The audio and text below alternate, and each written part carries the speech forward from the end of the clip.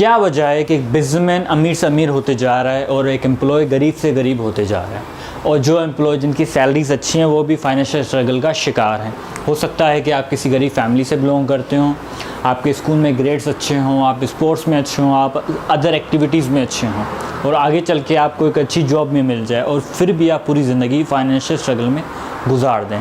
और हो सकता है कि आप किसी अमीर फैमिली से बिलोंग करते हों, आपके स्कूल में ग्रेड्स अच्छे ना हों, आप स्पोर्ट्स में अच्छे ना हों, आप अदर एक्टिविटीज़ में अच्छे ना हों, लेकिन फिर भी आगे चल के आप ज़िंदगी में एक कामयाब बिजनेसमैन या इन्वेस्टर बन जाएं।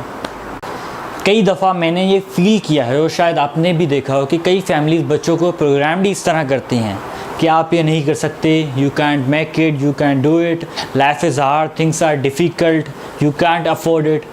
इंसान तो दुनिया में आता ही तकलीफ़ देखने के लिए है। आप जो कहेंगे ज़िंदगी में वही होगा, what you will say it will happen. बाज़ दफ़ा लोग ये कह देते हैं, I don't care about money, money will not care about you. और कई फैमिलीज़ तो इस तरह होती हैं कि उनकी फैमिली में अगर कोई लड़का ये कह दे कि मुझे बिज़नेस स्टार्ट करना है, तो फैमिलीज़ इस तरह रिएक्ट करती हैं कि लड़का बोल रहा है मुझे चाँद पे जाके रेस्टोरेंट स्टार्ट करना है। क्या आप जानते हैं कि क्या वजह है कि एक बिजनेसमैन अमीर से अमीर और एक एम्प्लॉय गरीब से गरीब बनते जा रहे हैं? अगर आपको अमीर बनना है तो एक चीज़ आपको सबसे पहले समझनी है, जो कि सुनने में आपको बहुत आसान लगे लेकिन ज़्यादातर लोग ये नहीं जानते। हमें समझना है कि एक एसेट और लायबिलिटीज़ में क्या फ़र्क है, और एक एसेट किस तरह काम करता है, एक लायबिलिटी किस तरह काम करती है। ये डेफिनेशन है दोनों की proper. An asset is any resources owned by the company that can be owned or controlled to produce positive economic value is an asset. Examples like business, account receivable, property. Liability are defined as a company's legal financial debts or obligations that arise during the course of business operations. Examples like accounts payable, bank loans. ये दोनों की definition है proper, लेकिन मैं आगे की video के लिए इनकी डेफिनेशन चेंज कर रहा हूँ। An asset puts money in your pocket, and liability takes money from your pocket.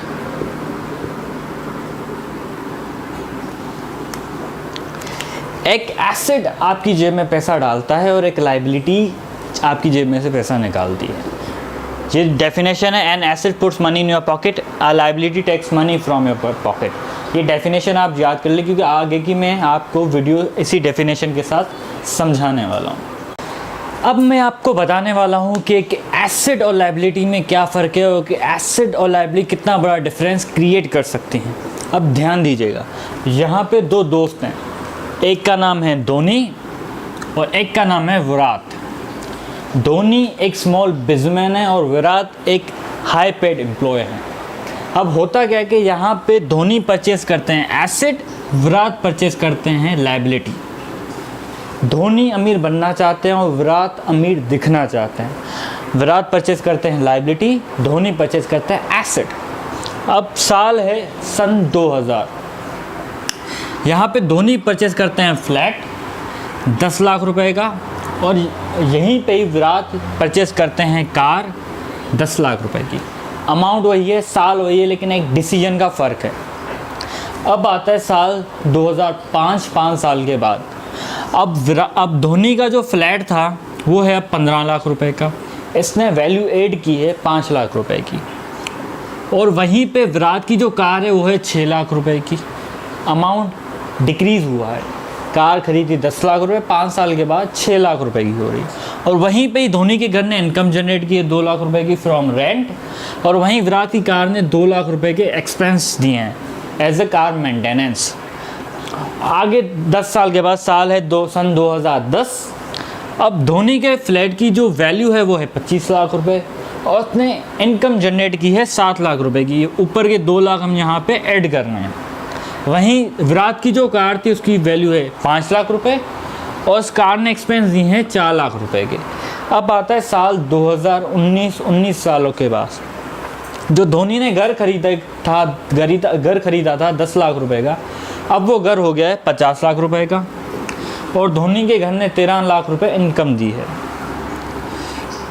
और वहीं विराट की कार जो कि 10 लाख रुपए थी, 10 लाख रुपए की थी, अब हो गई है 4 लाख रुपए की। अब 10 लाख की खरीदी थी, 19 सालों के बाद 4 लाख की हो गई। और विराट की कार ने 6 लाख रुपए एक्सपेंस दिए हैं एज ए कार मेंटेनेंस। अब देखें एसेट और लायबिलिटीज़ में कितना बड़ा फ़र्क आ गया। धोनी का घर 4 लाख रुपए वाला हो गया, 10 लाख रुपए वाला हो गया 50 लाख का, और विराट की कार 10 लाख रुपए वाली हो गई है 4 लाख रुपए की। और यहाँ पे डिफरेंस है 46 लाख रुपीज़ का।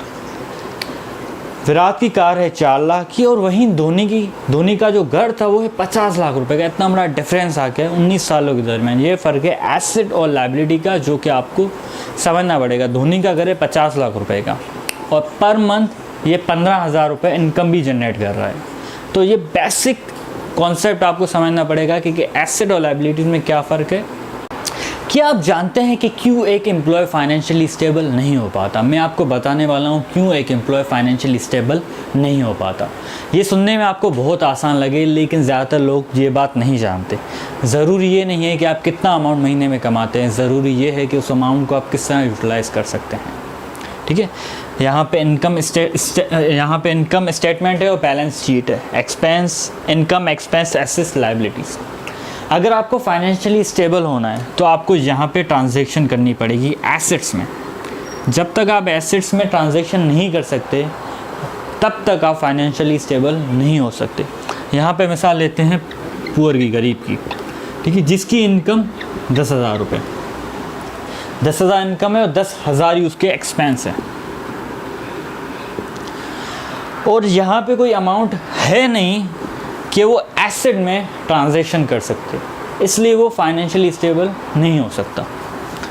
अब मिसाल लेते हैं मिडिल क्लास की, ठीक है, जिसकी सैलरी है 35,000, इसकी सैलरी है 35,000, लेकिन इसके एक्सपेंस है 30,000 रुपये, और जो अमाउंट रिमेनिंग होगा वो होगा 5,000 रुपये।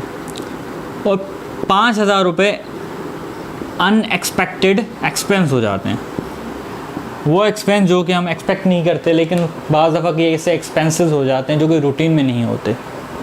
तो यहाँ पे जो अमाउंट होगा नील, और यहाँ पे भी ट्रांजैक्शन नहीं हो पा रही एसेट में। जब तक आप एसेट्स में ट्रांजैक्शन नहीं कर सकते तब तक आप फाइनेंशियली स्टेबल नहीं हो पाते। बाज़ दफ़ा होता क्या है कि जिस तरह हमारी इनकम बढ़ती है उसी तरह हमारे एक्सपेंस बढ़ते हैं। हम बाज़ दफ़ा सोचते हैं कि अगर हमारी इनकम बढ़ जाए तो हम फाइनेंशियली स्टेबल हो जाएंगे, लेकिन ये बात गलत है। तो जब तक आप एसेट्स में ट्रांजैक्शन नहीं कर सकते तब तक आप फाइनेंशियली स्टेबल नहीं हो सकते। और अब हम यहाँ पे मिसाल लेते हैं अपर मिडिल क्लास की, वो लोग जिनकी सैलरीज हाई हैं। अब यहाँ पे इसकी सैलरी है 90,000 रुपये, जो कि बहुत अच्छा अमाउंट है, लेकिन इसके एक्सपेंस है 70,000 रुपये। जो अमाउंट रिमेनिंग होगा वो है तकरीबन 20,000 रुपये। लेकिन जो कि अपर मिडिल क्लास के लोग हैं जिनकी सैलरीज आए, उनका लाइफ स्टाइल इस तरह होता है कि वो पैसे सेव नहीं कर पाते, क्योंकि उनके जो सराउंडिंग में लोग होते हैं वो होते हैं एम्प्लॉयज़, हाई पेड एम्प्लॉयज़, तो उन्हें अपना लाइफ स्टाइल मेंटेन करना होता है। तो यहाँ पे जो अमाउंट बचता है वो है 20,000 रुपये। तो 20,000 रुपये लाइबिलिटीज़ में खर्च हो जाएगा। Expensive smartphone, furniture, home appliances, वो चीज़ें जो कि उन्हें चाहिए अपना लाइफस्टाइल मेंटेन करने के लिए। और ये लोग भी एसेट्स में ट्रांजैक्शन नहीं कर पाते। जब तक आप एसेट्स में ट्रांजैक्शन नहीं कर पाएंगे आप फाइनेंशियली स्टेबल नहीं हो सकते। और यहाँ पे हम मिसाल दे रहे हैं अमीर आदमी की, जिसकी सैलरी तकरीबन 2 लाख रुपए है। सैलरी नहीं, जिसकी जो मंथली, अब हम बात करने वाले हैं अमीर आदमी की, जिसकी मंथली इनकम जो है तकरीबन 2 लाख रुपए है। 2 लाख रुपए इसकी मंथली इनकम है, उसके एक्सपेंस है तकरीबन 1.5 लाख रुपए पर मंथ। और जो कि रिमेनिंग अमाउंट है 50,000 रुपये, वो इन्वेस्ट करता है एसेट्स में। पहले मैंने आपको वीडियो में बताया था एसेट वो चीज़ है जो कि आपकी जेब में पैसा डाले। Business, real estate, stocks, bond, gold. जब तक आप एसेट्स में ट्रांजैक्शन नहीं कर सकते तब तक आप फाइनेंशियली स्टेबल नहीं हो सकते। कोई भी अगर छोटा बिजनेसमैन भी होता है वो एसेट्स में हर महीने ज़रूर ट्रांजैक्शन करता है, क्योंकि उसे अपना बिजनेस एक्सपैंड करना होता है। वो एसेट्स में ज़रूर ट्रांजैक्शन करता है। लेकिन एक एम्प्लॉय लायबिलिटीज़ में इन्वेस्ट करता है। उसे लगता है कि वो एसेट है, लेकिन लाइबिलिटीज़ आपको कभी कमा के नहीं दे सकती, एसेट आपको कमा के दे सकते हैं। इनकम और एक्सपेंस, उसके बाद जो अमाउंट मिला 50,000, वो एसेट में ट्रांजैक्शन करते हैं, और जो एसेट में इनकम होती है फिर वो लाइबिलिटीज़ परचेज़ करते हैं, स्मार्टफोन, कार। असल बात यह है कि एक अमीर आदमी की एसेट्स में जो इनकम होती है वो उसकी मंथली इनकम से ज़्यादा होती है। एम्प्लॉय जब तक फिज़िकली काम कर रहा है तब तक कमाएगा, लेकिन बिजनेसमैन के पास जब एसेट्स होंगे तो वो फिज़िकली काम ना भी करे लेकिन वो अपना सर्वाइवल कर सकता है। सबसे बड़ा मसला ये है कि जो एम्प्लॉय है उसका सिर्फ एक सोर्स ऑफ इनकम होता है, जो कि उसकी सैलरी। लेकिन आप बिजनेसमैन देखें तो उसके मल्टीपल सोर्स ऑफ इनकम होते हैं। एम्प्लॉय जब तक फिज़िकली काम कर रहा है तब तक कमाएगा, लेकिन बिजनेसमैन के पास मल्टीपल इन्वेस्टमेंट होते हैं जिसके ज़रिए वो इनकम जनरेट कर सकता है। तो एक एम्प्लॉय को चाहिए कि वो एसेट्स जनरेट करे। बाज़ दफ़ा हम लोग समझते हैं कि यार एसेट बनाना बहुत रिस्की है, लेकिन ये रिस्की नहीं है। असल बात ये है कि उसके लिए चाहिए स्किल एंड एक्सपीरियंस। अगर आपको बाइक नहीं चलानी आती और आप बाइक चलाएं तो वो रिस्की है, लेकिन आप सीख सकते हैं वो।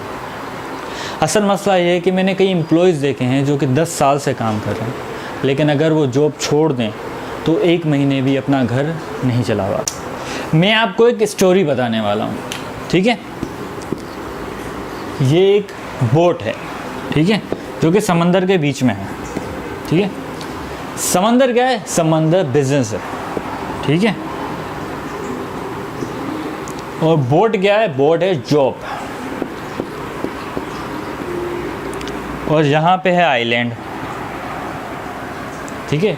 यहाँ पे किनारा, बोट है जॉब, समंदर है बिजनेस, और बोट पे है एम्प्लॉय, ठीक है, एम्प्लॉय। अब मसला क्या है इस बोट में कि इस बोट में है सुराख, जो कि हैं एक्सपेंसेस। तो जब तक आप मेहनत करते जाएंगे तब तक ये बोट चलती जाएगी, लेकिन जब आपने मेहनत करना छोड़ दी ये आप बोट डूब जाएगी। तो आपको करना क्या है कि आपको एक छोटी बोट बनानी है कि जब ये बोट डूब जाए तो आप इस पर ट्रांसफ़र होकर सर्वाइव कर जाएं। क्योंकि मसला ये है कि आइलैंड बहुत पीछे छूट चुका है और आपकी उम्र इतनी ज़्यादा है कि आप बिज़नेस के वर्ल्ड में जा नहीं सकते, या फिर आपको जाने के लिए हिम्मत नहीं हो पा रही, क्योंकि अब वक्त बहुत ज़्यादा गुजर चुका है। तो आपको एक साइड